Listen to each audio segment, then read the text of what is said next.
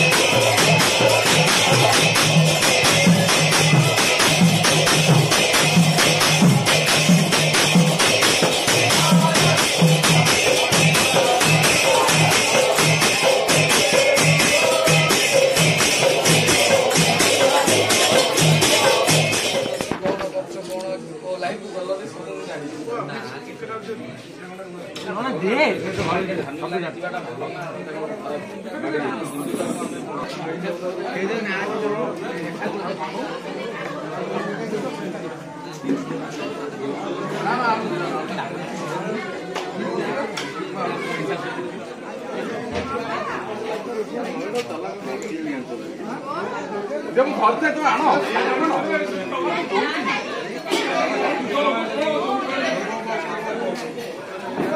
संदर्भ